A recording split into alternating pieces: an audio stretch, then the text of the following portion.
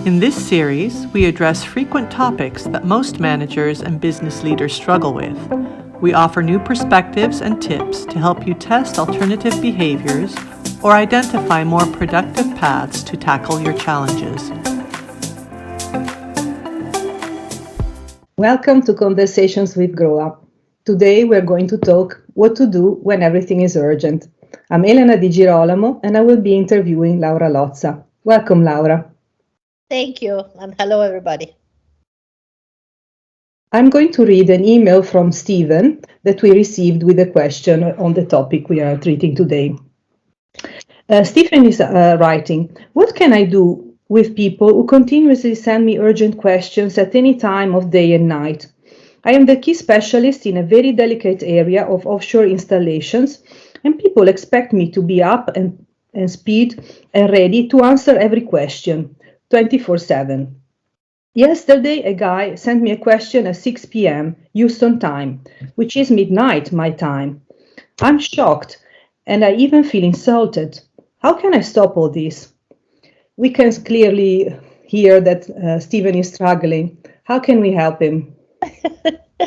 Well, my first question to Stephen, I have a question as well, is what are you doing checking your email at midnight?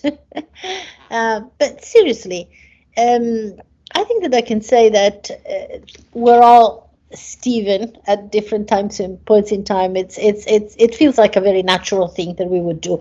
We all like to answer questions. We like to be in the knowing, and we like to be well informed, especially when it comes to our job, of course. We want to be sure to continue to keep, retain, establish, and then retain our identity as expert in our area. But that could be a little bit of a trap. I think that the key thing that gives a hint at what the problem is for Stephen is when he says, I'm expected to, or they expect me to. He assumes that others expect him to give an answer. And that is a bias because it is he himself who expects to be there. And think about it. This is really a very natural reaction for all of us because we have it in our DNA.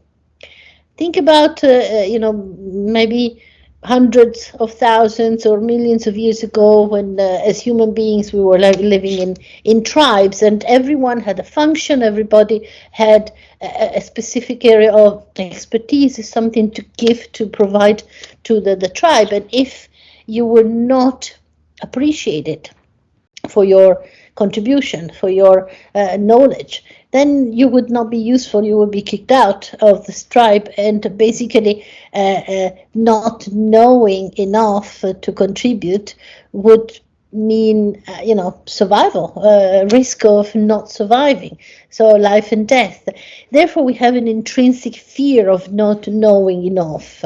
And I think that what comes out from this mail is that this checking the mail also at midnight, afraid of getting the question and afraid of not being there enough to have the answers. It is this anxiety, which is intrinsically understandable, which is instinctive, but that is actually something that Stephen listens to a little bit too much and gets him trapped into a negative spiral. He is actually encouraging others to come back to him all of the time, to ask more often than maybe they would if he wasn't so prompt in answering. What he needs to do is he needs to stop and think, to break this negative spiral, to stop and think, what are these questions? Is this a trivial or an important question? Is this important or also important and urgent? So that he can calibrate his response. His behavior can be different. He can promptly address the urgent questions, give a well thought through answer to important questions, and completely dismiss the trivial ones, and that might help people, get the message and ask only what is really important. Stop and think and choose your behavior, taming a little bit the very natural but the very disruptive instinctive reaction. Yes, I understand. I think it will be very reassuring for Stephen to hear that his reaction is natural and common with many, many people. Of course, hearing that he is actually the one keeping these questions coming up will make him ask the next question, I suppose.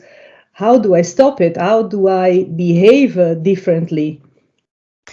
Yeah, great question, because it's very easy to say stop and think, but obviously at the moment when the reaction comes up, then it doesn't seem obvious to stop and think. The reaction is something very difficult to counteract until we learn to identify the signals that tell us, hey, we are going the instinctive path.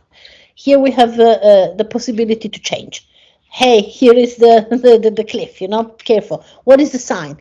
What are these signals? There are two signals that are quite easy to identify, and after a little bit of practice can help us get into a more natural behavior that is more controlled. The first signal is just simply observing our body, our physiological reaction, our posture. When we are into this defensive, protective mindset, state of mind, we also have a state of body which reflects the same.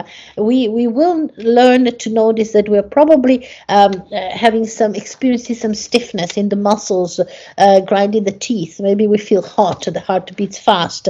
Maybe we might be sweating. It's our body being on the in a state of alert, trying to defend and protect our position of knowledge, for example, in this case.